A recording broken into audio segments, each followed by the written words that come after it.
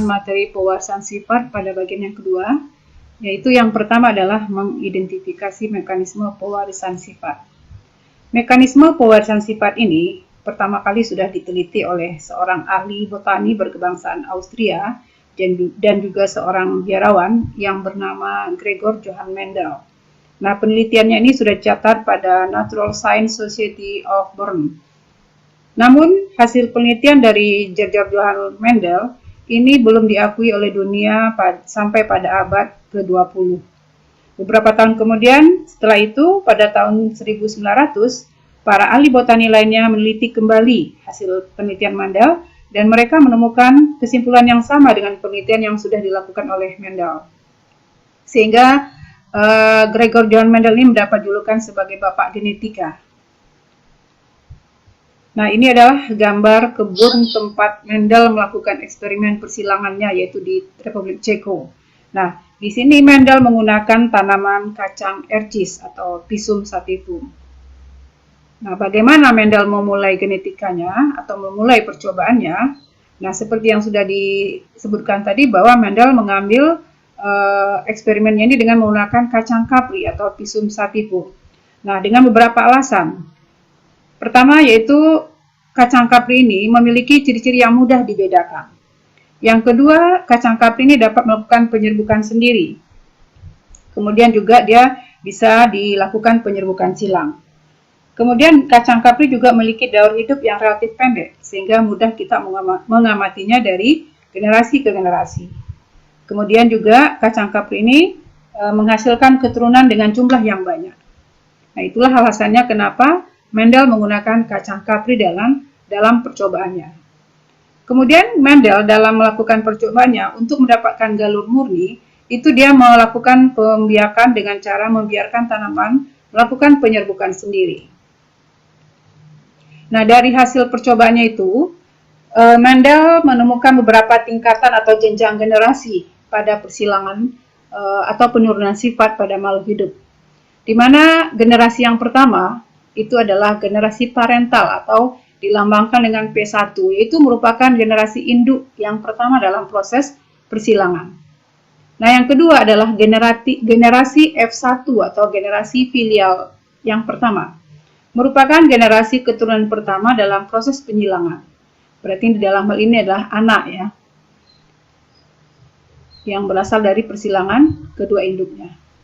Kemudian generasi yang berikutnya adalah generasi F2 atau filial kedua, yaitu merupakan keturunan kedua dalam proses persilangan, yang berasal dari hasil persilangan dari F1. Nah, itu adalah jenjang atau tingkatan dari generasi. Nah, bagaimanakah Mendel melakukan penelitian sehingga dia dapat menemukan suatu hukum pewarasan sifat? Nah, di sini Mendel merumuskan dalam bentuk suatu hukum yang dikenal dengan hukum Mendel. Nah, hukum Mendel ini ada dua. Yang pertama yaitu hukum Mendel 1. Nah, ini berlaku pada persilangan monohibrid, di mana pada hukum Mendel 1 ini terjadi pemisahan alel-alel dari satu gen yang berpasangan. Dalam pembentukan sel kelamin, ini pasangan alel ini memisah secara bebas. Kemudian hukum Mendel kedua, ini berlaku pada persilangan dihibrid atau lebih. Nah, pada hukum Mendel 2, ini terjadi pengelompokan gen secara bebas atau asortasi. Nah, dalam pembentukan gamet, alel-alel ini mengadakan kombinasi secara bebas, sehingga sifat pada keturunannya itu beraneka ragam. Nah, sekarang kita mulai dengan persilangan monohibrid. Persilangan monohibrid, mono berarti satu, hibrid artinya persilangan, berarti persilangan dengan satu. Nah, satu apa? Yaitu satu sifat beda. Ya. Jadi persilangan dengan satu sifat beda. Nah, apa contohnya satu sifat beda? Nah, kita lihat contoh yang pertama. Tumbuhan berbunga kuning disilangkan dengan tumbuhan berbunga merah. Berarti di sini hanya satu sifat beda yang kita silangkan. Apa sifatnya? Yaitu sifat warna. Yang satu warna merah, yang satu warna kuning. Yang kedua adalah contohnya yang kedua adalah kucing berbulu putih dikawinkan dengan kucing berbulu hitam. Nah, di sini juga kita menyilangkan satu sifat, ya, satu sifat warna. Kita lanjutkan, contoh yang ketiga adalah wanita berambut keriting kawin dengan laki-laki berambut lurus. Nah, di sini juga yang disilangkan adalah satu sifat beda, yaitu sifat rambut keriting dan sifat rambut lurus. Nah, itu contoh dari persilangan monohibrid. Nah, kemudian persilangan monohibrid ini bisa kita bagi dua. Yang pertama namanya persilangan monohibrid dominan penuh. Artinya apa? Persilangan satu sifat beda di mana salah satu sifat induknya muncul atau kuat, ya, atau salah satu sifat induknya tertutupi oleh sifat yang dominan. Nah, yang kedua, persilangan monohibrid intermediate atau semi dominan, yaitu persilangan dengan satu sifat beda di mana sifat kedua induk sama kuat. Artinya pada anaknya nanti sama muncul sifat kedua induknya. Nah, sekarang kita lihat contoh dari persilangan monohibrid dominan penuh. Nah, kita lihat contohnya atau kasusnya ya.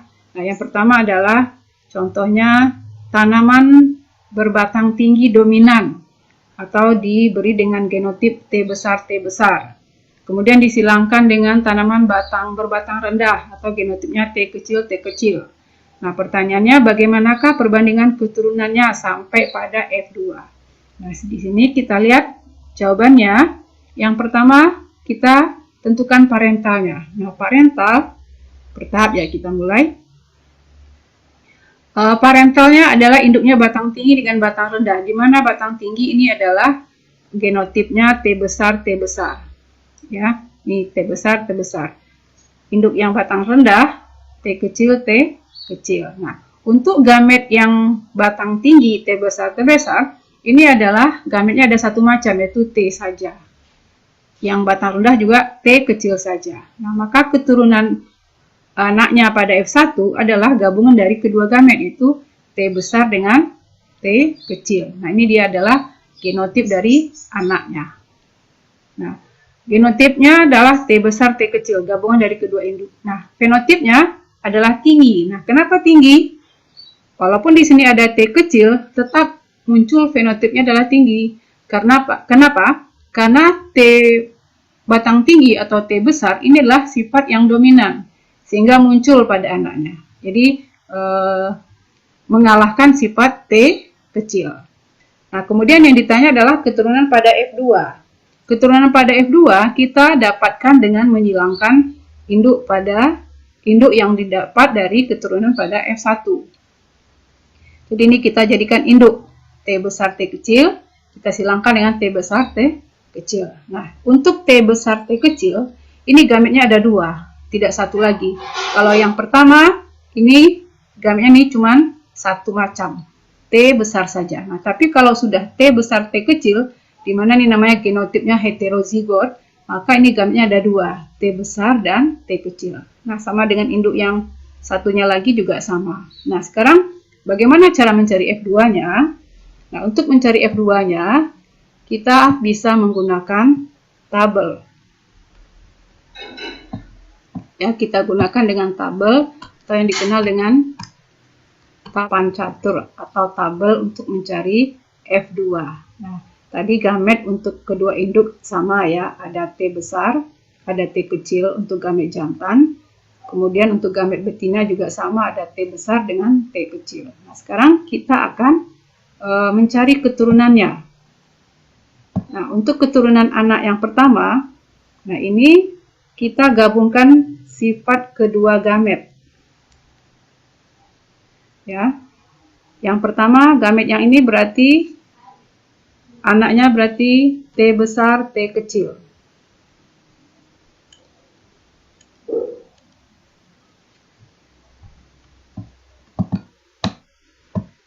Ya. Ini T besar T besar T besar. Ini berarti gabungan dari kedua induk jantan dan induk betina.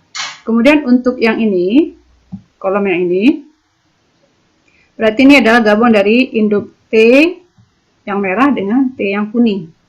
Ya, jadi ini anaknya T besar dan T kecil. Ini dia. Kemudian untuk kolom yang kedua di bawah, ini adalah gabungan kedua induk yang di atas, yang jantan dengan yang perempuan di bawah. T besar dan T kecil. Kemudian untuk kolom yang paling ujung, ini adalah gabungan induk jantan yang di atas dengan yang betina di bawah. Berarti T kecil, T kecil. Nah, ini adalah hasil dari keturunan pada F2. Nah, selanjutnya kita bisa akan lihat bagaimanakah perbandingannya atau rasio dari keturunan anaknya pada F2. Nah, tadi kita peroleh hasilnya untuk yang bergenotip T besar itu ada jumlahnya 1. Yang T besar T kecil ada 2. Sementara yang T kecil juga ada 1. Nah, ini adalah perbandingan genotipnya. Selanjutnya kita bisa lihat perbandingan fenotip. Nah, ingat, fenotip adalah sifat yang tampak. Nah, kalau genotip adalah sifat yang tidak tampak. Nah, kalau genotip dilambangkan dengan huruf, ya. Kalau fenotip itu langsung sifat yang nampak. Nah, sifat yang nampak yang dilambangkan dengan huruf T besar itu adalah sifatnya tinggi. Nah, untuk yang T besar T kecil juga tinggi. Kenapa? Karena T besar itu dominan. Nah, yang T kecil itu sifat yang tampak atau fenotipnya adalah pendek. Maka di sini bisa kita lihat, kita gabungkan. Untuk yang berbatang tinggi, itu ada berapa? Coba di sini berarti ini yang berbatang tinggi ya. Yang berbatang tinggi di sana, di sini ada 1 ditambah 2. Berarti ada 3 yang berbatang tinggi. Yang sementara yang berbatang pendek ada 1. Nah, itu untuk fenotipnya. Jadi, kita bisa lihat perbandingan fenotipnya adalah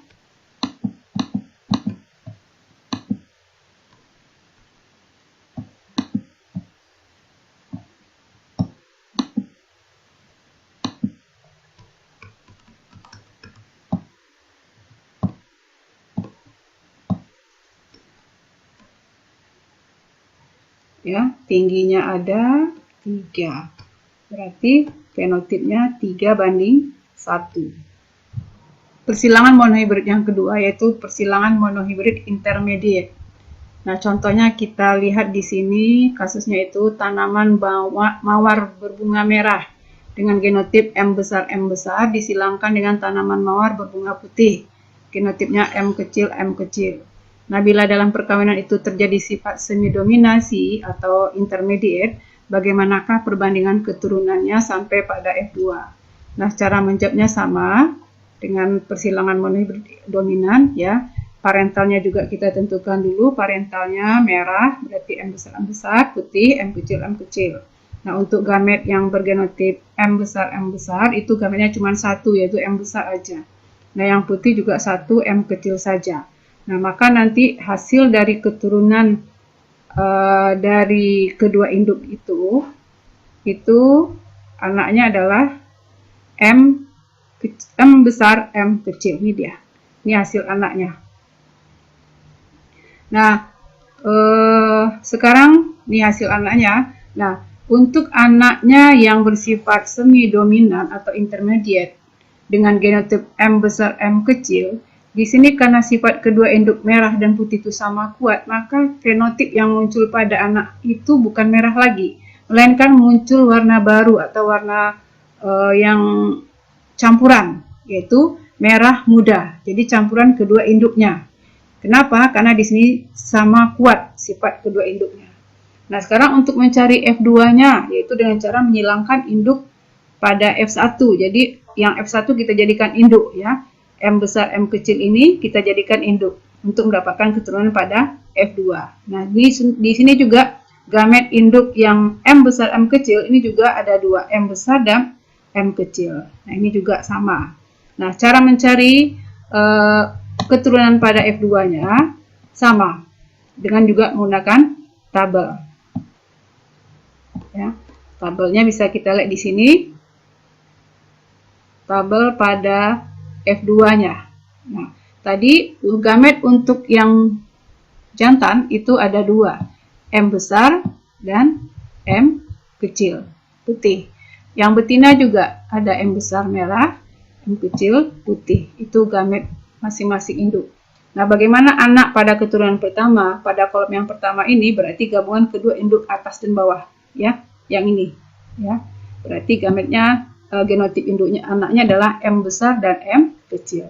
Nah, untuk kolom yang ini berarti gabungan induk, betina, dan jantan. Ini dengan ini, berarti M besar dan M kecil. Ya, ini dia. Kemudian untuk anak yang kolom yang di bawah juga sama, M besar dengan M kecil.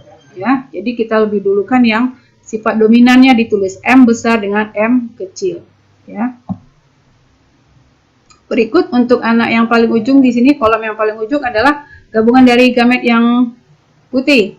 Ini M kecil dengan M kecil yang ini. Berarti di sini kolomnya anaknya. Nah, itu dia anak-anaknya. Nah, kita dapati nanti hasilnya, perbandingan genotipnya, di mana M besar M kecil jumlahnya tadi juga ada 1, M besar M kecil ada 2, M kecil ada 1. Nah, itu adalah genotip dari anaknya. Nah, bagaimana perbandingan fenotip? Ingat, nah ini adalah perbandingan intermediate. Nah, untuk yang bergenotip M besar ini nanti akan muncul warna merah. Ya, sementara yang bergenotip M besar M kecil ini adalah warna rose atau pink ya, atau campuran merah muda. Nah, yang bergenotip M kecil berarti ini muncul fenotip warna putih. Maka rasionya nanti 1 banding 2 banding 1. Berarti sama dengan rasio genotipnya. Ya, jadi rasio fenotip dengan genotipnya sama. Ya, jadi itulah persilangan pada monohibrid, dominan, penuh, dan intermediate. Persilangan dihibrid. Dihibrid adalah persilangan dengan dua sifat beda, karena di itu artinya dua. Dihibrid ya, dua sifat beda. Apa contohnya yang dua sifat beda? Contohnya sebagai berikut. Nah, sapi bertanduk pendek berambut putih dikawinkan dengan sapi bertanduk panjang berambut hitam. Berarti sifat yang pertama disilangkan adalah ukuran tanduk. Satu pendek, satu panjang. Yang kedua adalah warna rambut. Satu rambut putih, satu rambut hitam. Nah, berarti dua sifat beda yang disilangkan. Contoh yang kedua, misalnya nih tumbuhan mangga berbuah besar rasa masam disilangkan dengan mangga berbuah kecil rasa manis. Nah, coba apa saja sifat yang disilangkan? Nah, yang pertama nih sifat yang warna merah nih. Besar dengan kecil berarti adalah ukuran buah. Nah, yang kedua adalah rasa buah. Yang satu masam, satu manis. Nah, berarti dua sifat beda yang disilangkan. Oke, kita lihat contohnya. Ya, ini contoh kasusnya. Contohnya adalah tanaman berbunga merah berkelopak tebal. Nah, warna merah itu genotipnya M besar. Kelopak tebal T besar. Disilangkan dengan tanaman berbunga putih M kecil, dan kelopak tipis T kecil. Bagaimanakah perbandingan keturunannya sampai F2? Sama dengan cara menjawab pada persilangan monohibrid. Kita tentukan dulu parentalnya. Parental bunga merah tebal. Apa genotipnya? Yaitu M besar, T besar. Yang berbunga putih tipis, berarti M kecil, T kecil. Nah, yang ketiga, kita tentukan gamet. Nah, ini gametnya berapa macam? Nah, untuk yang genotip seperti ini gametnya tetap satu macam. Bukan dua ya. Ini gametnya adalah tetap satu macam. Apa gametnya? Yaitu gamet M besar, T besar. Merah dan tebal. Yang dua itu apa? Dua itu sifat bedanya. Sifat merah satu, sifat tebal satu. Jadi bukan dua ya. Jadi gametnya tetap satu. Begitu juga yang bunga tipis, bunga putih tipis, gametnya tetap satu, M kecil, T kecil, bukan M dengan T. Ya, M dengan T itu adalah sifat bedanya. Jadi gametnya tetap satu, yaitu bunga tipis. Nah, kemudian tentukan F1-nya. F1 ini kita dapat dari hasil menyilangkan kedua gamet ini. Ya, ini kita gabung nih. Jadi M besar dengan M kecil, T besar dengan T kecil. Nah, itu dah hasil dari keturunan F1. Ya. Nah, kemudian untuk mencari F2, maka kita akan menyilangkan F1 ini dengan sesama F1. Berarti ini kita jadikan induk. Ya, F1 ini kita jadikan induk. Nah, bunga merah tebal dengan genotip M besar M kecil T besar T kecil, kita silangkan dengan sesamanya M besar M kecil T besar T kecil. Nah, untuk yang genotip induknya sudah ada 4 huruf ini, 4 huruf bukan berarti dia 4 sifat beda ya, dia tetap 2 sifat beda warna dengan sifat beda ukuran ketebalan. Nah, cuman ini genotipnya sudah genotip heterozigot. Nah, bagaimana cara mencari gamet dengan genotip heterozigot seperti ini? Nah, cara mencari gamet kalau sudah terbentuk genotip yang heterozigot seperti ini, bisa kita gunakan secara langsung ya. Kamu tentunya sudah pernah belajar perkalian aljabar mungkin ya kalau matematika. Nah, atau kalau dalam biologinya bisa menggunakan sistem garpu. Nah, kalau dalam perkalian aljabar mungkin bisa begini, langsung secara langsung. Nah, di sini kan genotipnya ada M besar, M kecil, T besar, T kecil. Kalau secara langsung bisa semua yang genotip M ini kita pertemukan dengan genotip T. Nah, seperti ini. M besar ketemu dengan T besar. Hasilnya ini dia. Kemudian M besar ketemu dengan T kecil. Hasilnya ini dia. Berikut M kecil lagi. M kecil harus ketemu dengan T besar. Maka ini dia hasil gametnya. Yang berikut M kecil ini harus ketemu lagi dengan T kecil. Maka ini hasilnya. Jadi ada 4 macam gamet. Dan untuk cara yang lain, cara mencari gamet untuk genotip yang heterozigot, itu juga kita bisa menggunakan sistem garpu. Nah, contohnya seperti ini. Kalau tadi secara langsung ya dengan menggunakan perkalian aljabar, yang kedua dengan menggunakan sistem yang namanya garpu ya. Kalau dalam istilah biologi itu dengan menggunakan sistem garpu. Caranya bagaimana? Nah, nih seperti ini gamet yang ini M besar M kecil, T besar T kecil, itu bisa kita gunakan dengan cara garpu. Nah, caranya di mana M ini gametnya ada berapa macam? Yaitu ada 2 ya. Kita buat M besar dan M kecil. Kemudian T-nya ada berapa macam? T-nya juga ada 2. Nah, masing-masing M ini mendapati T besar dan T kecil. Kita buat cabangnya atau rantingnya. Ini T besar, ini T kecil. Begitu juga ini M. Juga ada T besar, ada T kecil. Nah, kita dapati ini gamet yang pertama akan terbentuk dengan menggabungkan ini. M besar dengan T besar. Nah, inilah gamet yang pertama. Terus gamet yang kedua, kita gabungkan M besar dengan T kecil. Ini gamet yang kedua. T kecil. Yang ketiga, nah ini dia, M kecil dengan T besar, ya, T besar. Yang berikutnya adalah M kecil dengan T kecil. Nah, ini gamet yang keempat, ya. Hasilnya sama kan? Ya, jadi itu cara menggunakan garpu. Jadi kita dapati nanti gametnya ada 4 macam, ya. Jadi untuk yang bergenotip heterozigot dengan 2 sifat beda itu memiliki 4 macam gamet. Nah, kemudian bagaimana cara mencari F2-nya? Nah, ini kita bisa menggunakan tabel juga. Ya. Nah, cara mencari F2 pada persilangan dihibrid yaitu dengan menggunakan tabel ya, sama dengan tabel pada persilangan monohibrid. Nah, kita masukkan masing-masing gamet ke dalam tabel ya. Dalam persilangan ini ada 4 macam gamet seperti yang sudah kita cari tadi, ada 4 macam gamet induk jantan dan 4 macam gamet induk betina. Nah, di sini kita akan menyilangkan atau memadukan kedua gamet jantan dan betina. Nah, cara mencarinya ya seperti ini. Contoh misalnya nih sudah ada pada slide.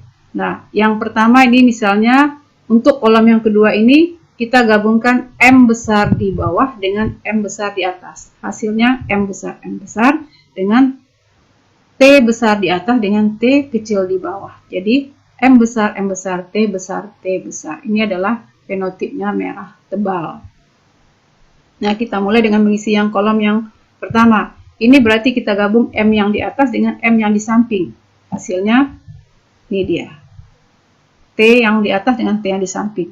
Fenotipnya merah tebal juga. Kenapa? Selagi muncul warna selagi muncul huruf M besar dan T besar, itu akan berikan fenotip yang merah tebal. Ini juga kita bisa isi M-nya sama-sama besar, T-nya satu besar, satu kecil. Ya. Yang ketiga, M-nya besar satu, M-nya kecil, T-nya besar dua-duanya. Ini dia. Yang keempat, nah kira-kira apa? M besar dengan M kecil, T besar dengan T kecil. Nah, kamu bisa melanjutkan mengisinya. Ini berarti M besar, T besar, T kecil. Yang ini, kolom yang ini berarti perpaduan antara yang di atas ini dengan yang di samping. Nah, ini dia hasilnya. Yang berikut juga sama, yang di atas ini dia, kemudian yang di sampingnya ini. Ya. Ini merah tipis.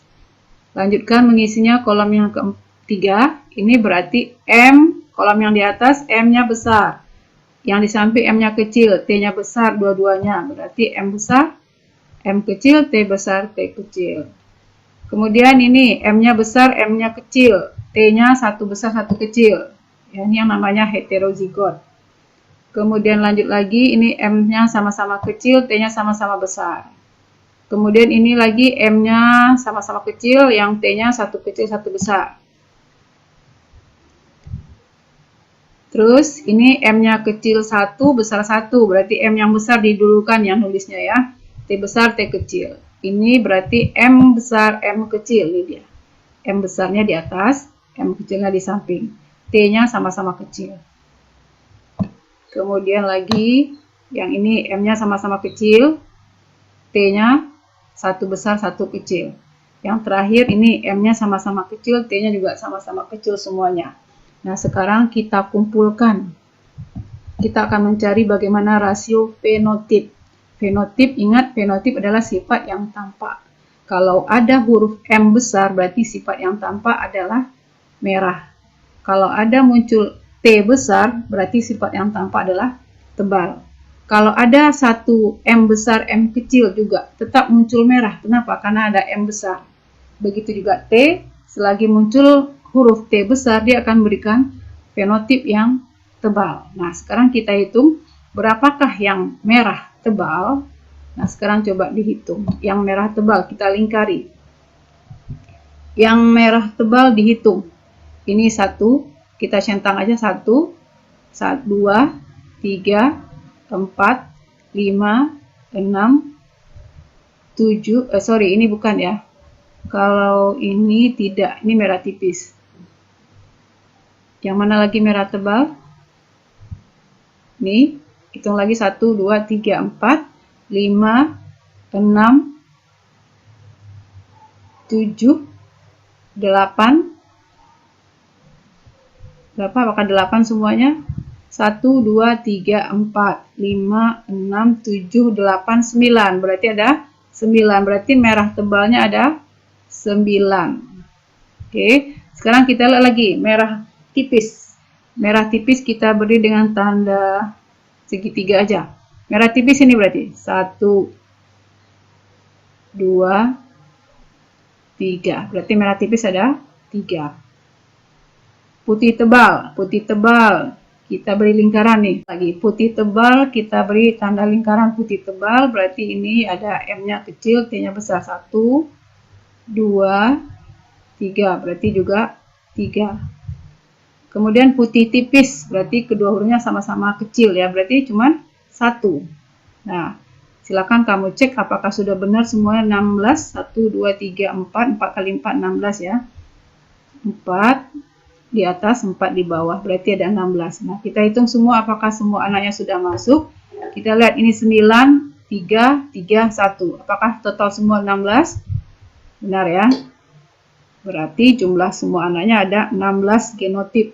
Di mana merah tebalnya 9, merah tipisnya 3, putih tebalnya 3, dan putih tipisnya ada 3. Berarti rasio fenotip anaknya pada keturunan F2 itu adalah 9 banding 3 banding 3 banding 3 banding 1 ya, atau 9, 3, 3, 1, yaitu rasio fenotip pada persilangan dihibrid.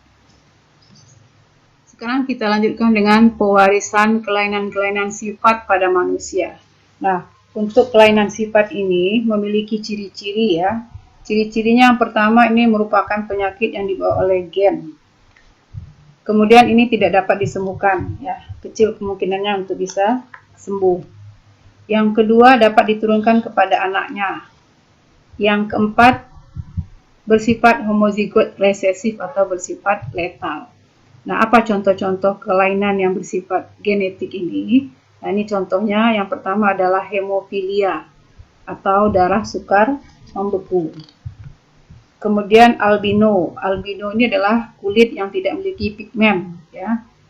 Yang ketiga adalah buta warna. Buta warna ini adalah tidak dapat membedakan warna dengan jelas.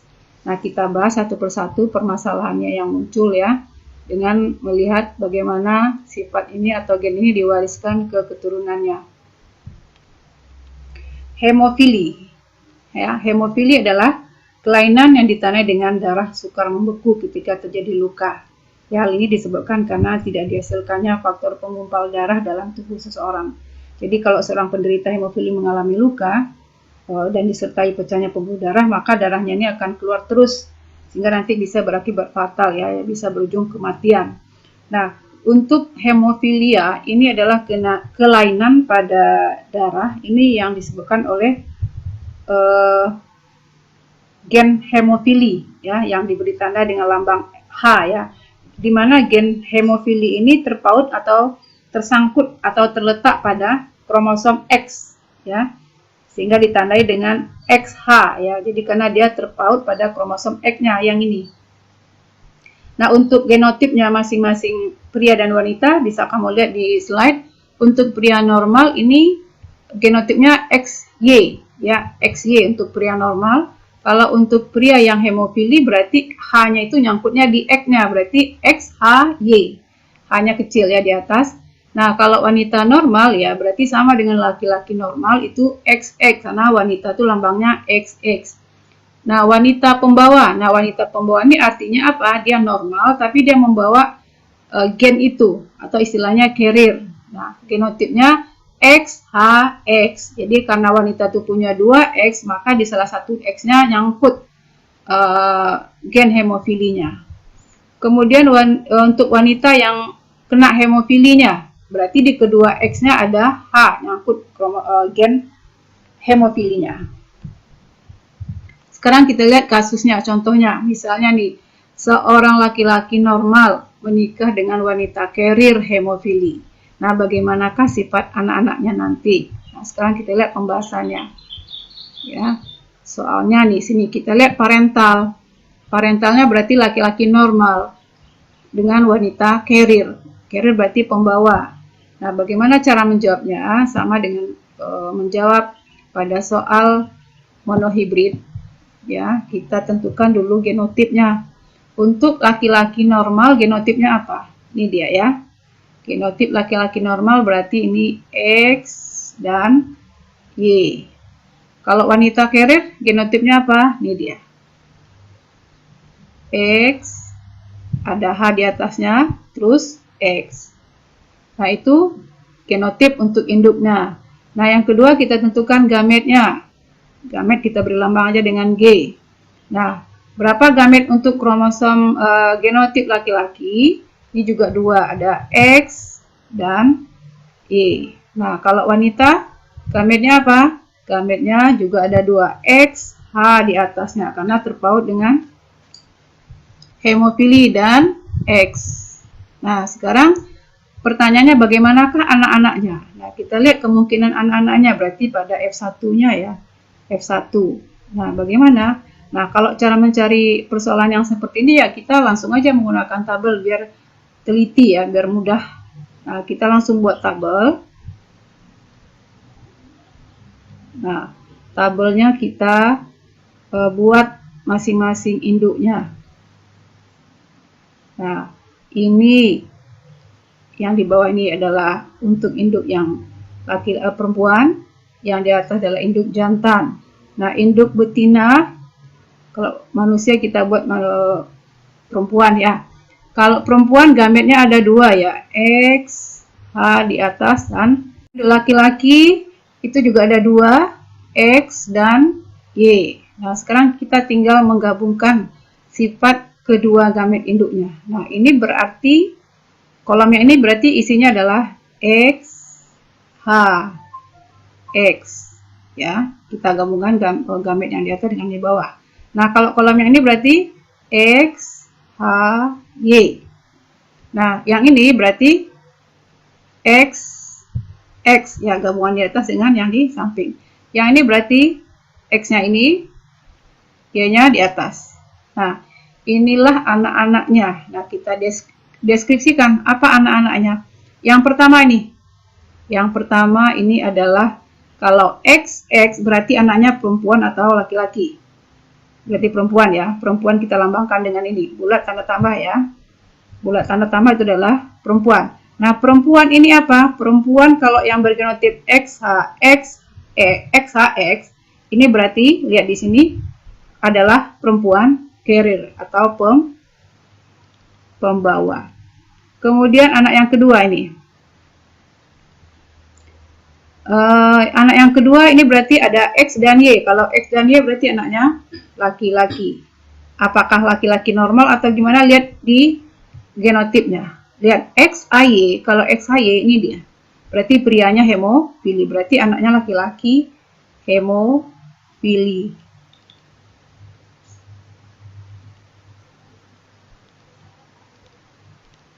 Nah, kemudian anak yang ketiga nih. Anak yang ketiga ada XX, berarti kalau XX berarti ini wanita atau perempuan.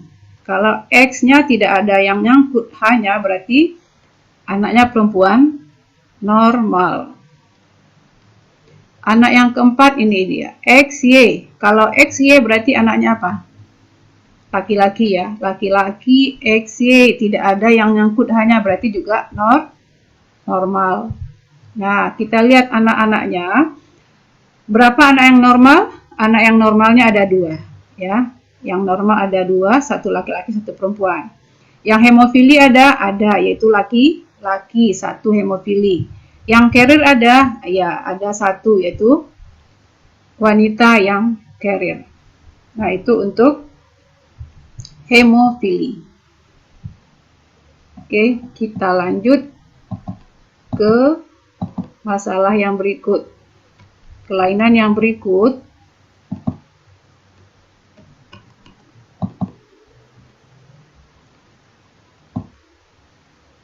Kelainan yang berikut adalah yang bersifat juga menurun.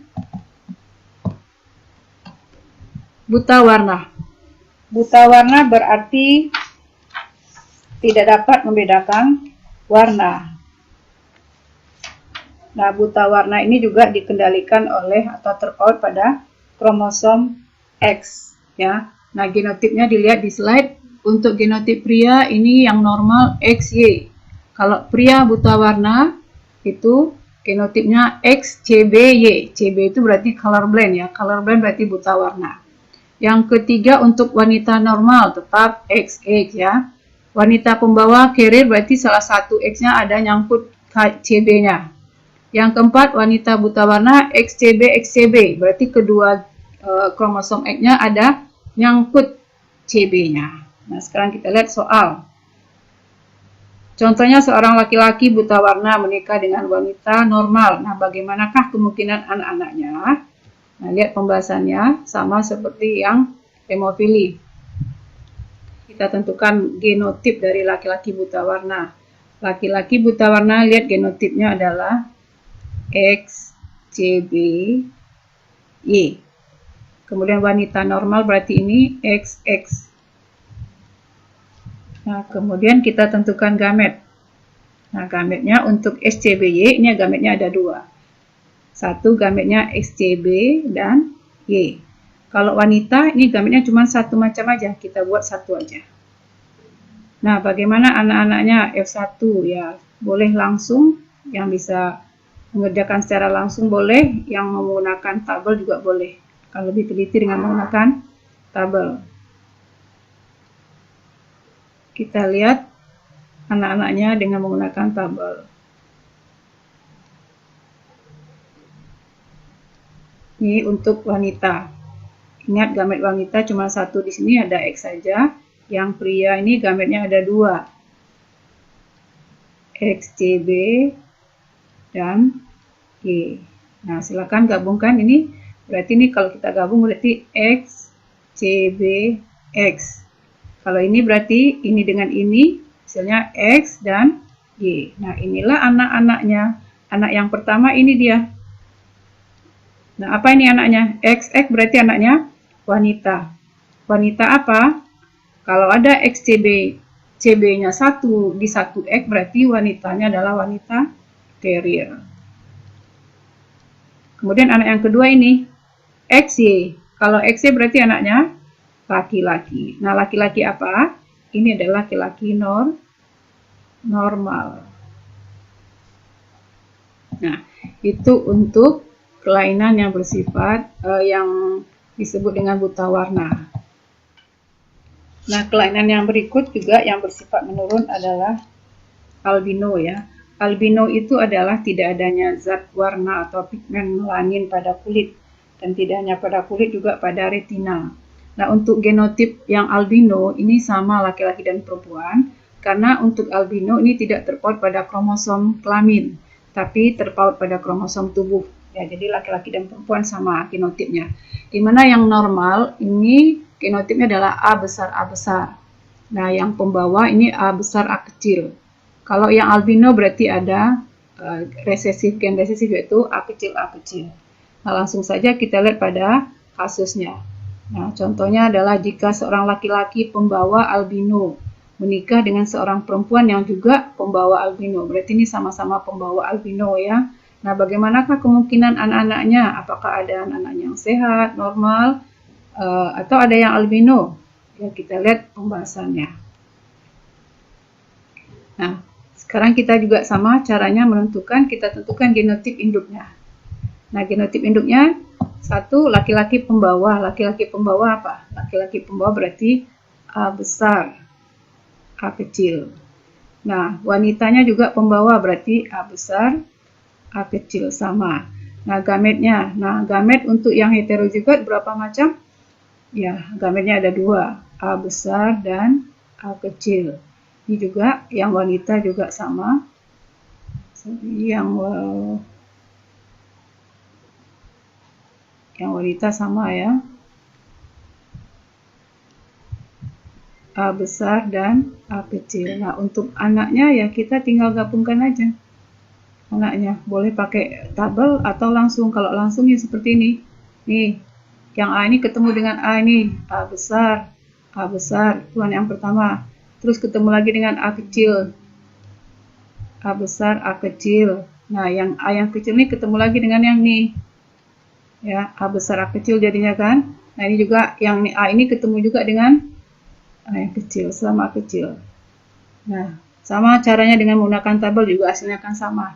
Ya, boleh kamu pilih mana yang mudah kamu mengerjakan. Mau pakai tabel atau langsung. Ya. Pakai tabel juga boleh. Ini induk betina, ini induk jantan. Ini A besar, ini A kecil.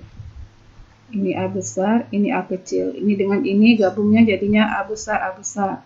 Ini dengan ini A besar, A kecil. Ini dengan ini A besar, A kecil. Ini dengan ini A kecil, A kecil. Sama kan hasilnya?